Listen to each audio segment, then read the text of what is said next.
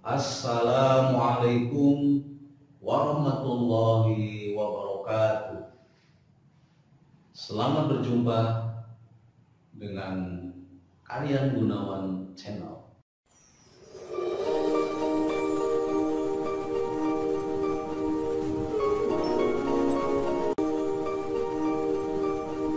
Jangan lupa klik like, subscribe, dan juga komen. Selamat menyaksikan. Halo adik-adik, saat ini Bapak akan menyampaikan materi pelajaran IPA SMP kelas 8, yaitu tentang sistem sekresi pada manusia.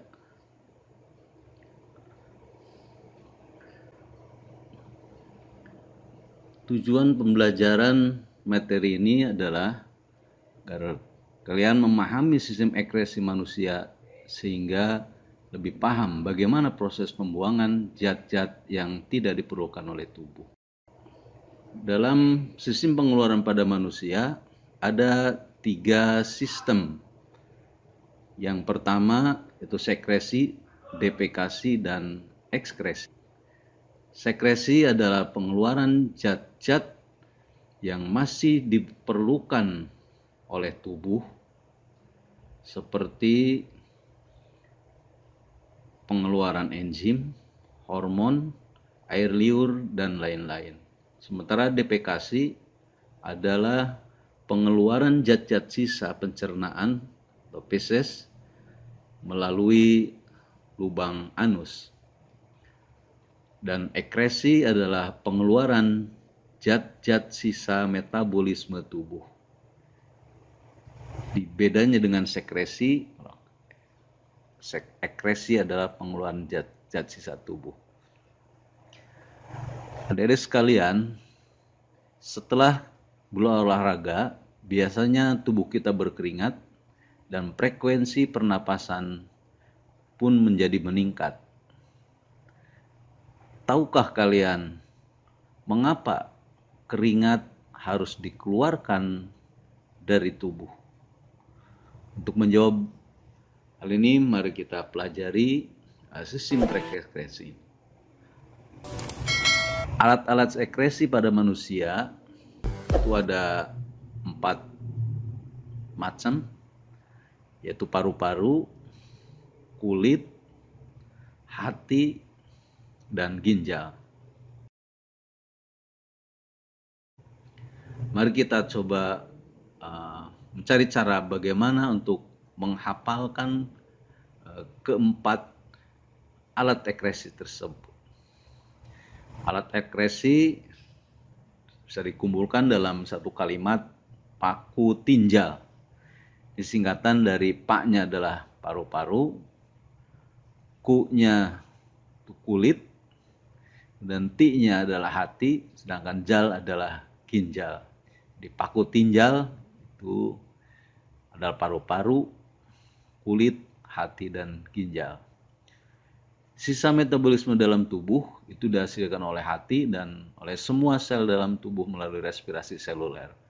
Hati menghasilkan 3 macam, yaitu pemecahan protein, kemudian pemecahan asam nukleat, dan pemecahan hemoglobin. Pemecahan protein menghasilkan urea, kemudian dikirim ke ginjal.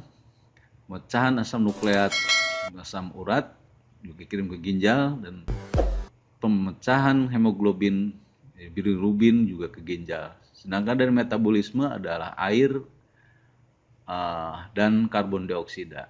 Air dikirim ke kulit, ginjal, dan paru-paru, dan karbon dioksida ke paru.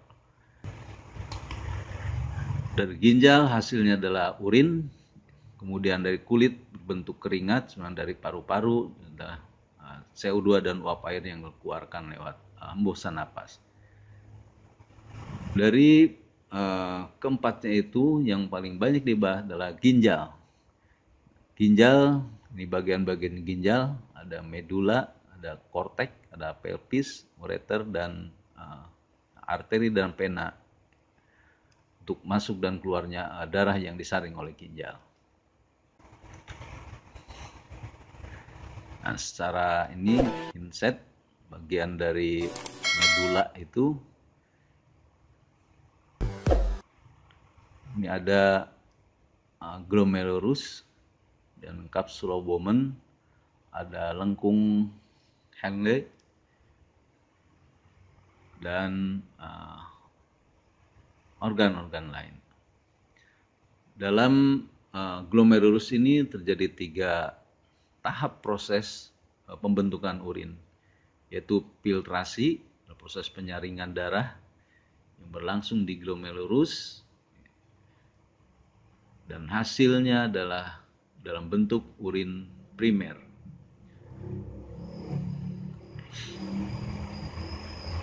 Yang kedua yaitu reabsorpsi, adalah penyerapan kembali bahan-bahan yang masih diperlukan oleh tubuh setelah mengalami filtrasi. Hasilnya adalah dalam bentuk urin sekunder.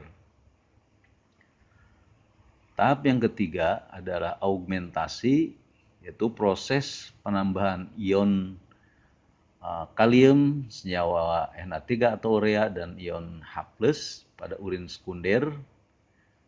Hasilnya adalah urin yang sesungguhnya. Urin ini kemudian dikeluarkan dari tubuh melalui uretra.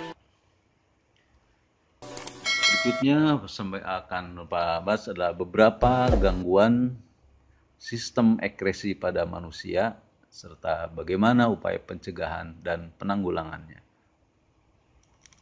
Pertama adalah penyakit nefritis, yaitu rusaknya nefron pada bagian-bagian glomerulus akibat infeksi bakteri Streptococcus.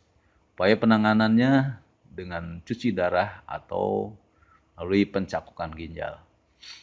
Yang kedua, batu ginjal adalah gangguan akibat terbentuknya endapan garam kalsium di dalam rongga ginjal, saluran ginjal, atau kandung kemih. Upaya pencegahannya dengan cara banyak minum air putih, dan upaya penanganannya yaitu dengan operasi untuk mengeluarkan batu ginjal tersebut. Yang ketiga adalah diabetes insipidus, yaitu penyakit akibat kekurangan hormon ADH sehingga tubuh tidak mampu menyerap air dan penderitanya akan sering buang air. Upaya penanganannya dengan suntikan hormon antidiuretik atau ADH. Yang keempat, kanker ginjal adalah pertumbuhan sel yang tidak terkontrol di sepanjang tubulus ginjal sehingga dapat menyebabkan adanya darah dalam urin dan terjadinya kerusakan ginjal. Upaya pencegahannya dengan menghindari penggunaan bahan kimia pemicu kanker. Demikian adik-adik sekalian, semoga bermanfaat. Assalamualaikum warahmatullahi wabarakatuh.